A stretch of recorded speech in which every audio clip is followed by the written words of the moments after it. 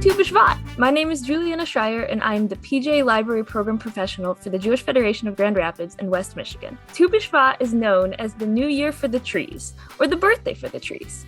It's celebrated on the 15th of the Jewish month of Shvat.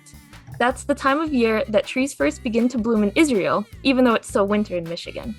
In Israel, families often plant trees on Tu B'Shvat. Another way of celebrating is with the Seder, where participants eat from Israel's 7 species mentioned in the Torah: barley, dates, figs, grapes, olives, pomegranates, and wheat. Please enjoy this story from PJ Library called Happy Birthday Tree by Madeline Rosenberg.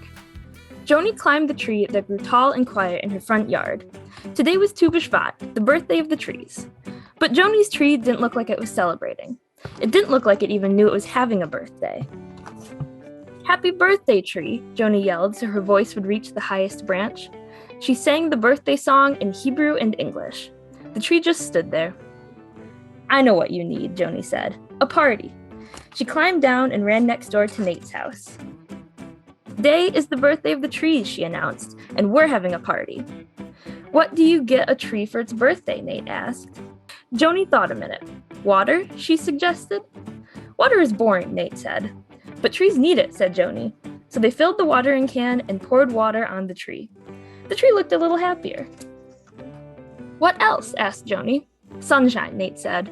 Sunshine isn't boring. They looked up. Clouds covered the sun. Blow, Joni said. Joni and Nate blew and blew until the sun peeked out. The tree looked even happier.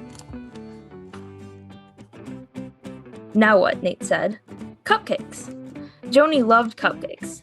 Together, she and Nate made a giant one out of the cool soil. The tree didn't take a single bite, but Joni and Nate thought it looked happier. A good tree needs a good bird, Joni said. She ran to the house and came back with Daisy, her souvenir swan from the botanical garden. Swans don't live in trees, Nate said, but Joni stuck Daisy in the bend of a branch anyway. The tree was still. Maybe it just wants to be with other trees, Nate said. Joni and Nate reached their arms high into the air to make branches. When the wind came, they wiggled their fingers like leaves. But after 3 minutes, their branches felt heavy. After 5 minutes, their branches really started to ache.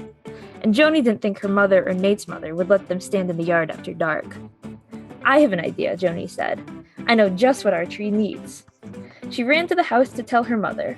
Then she found her piggy bank and her mother's purse and car keys.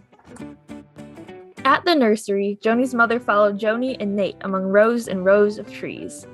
Look, Joni said. The bottoms are all wrapped up, like presents. Those are the roots, her mother said.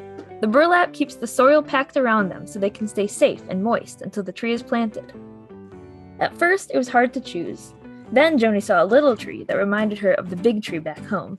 Someday it would make a great climbing tree, she thought, but it was already the right size to be just what her big tree needed. A friend. This one, Joni said. When Joni's father came home, Joni, her mother, and Nate were digging a hole for the little tree across the yard from the big one. They placed the tree in the hole and gently removed the burlap.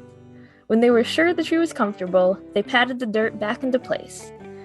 Then they gave the little tree a drink of water and some mulch and welcomed it with a prayer. Joni brushed off her hands and stood in the shadow of the big tree. Happy birthday, tree, she said again. Now we can have our party. She passed out newspaper hats she'd made for her own birthday. She gave a hat to each tree and to Nate and to her parents and to some of the neighbors who had gathered around to watch. Wait, Nate said.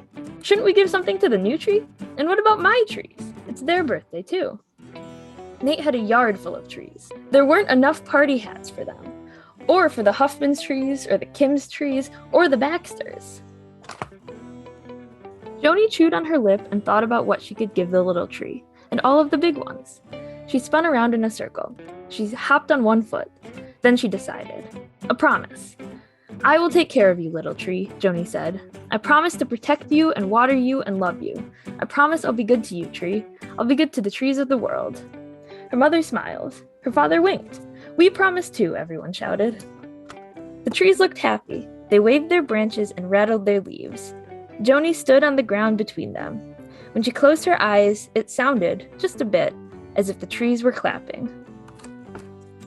And that's Happy Birthday Tree by Madeline Rosenberg. I wore a younger man's clothes Oh, la di da di da da, la la la di da da da. Sing us a song, you're the piano man. Sing us a song tonight. Well, we're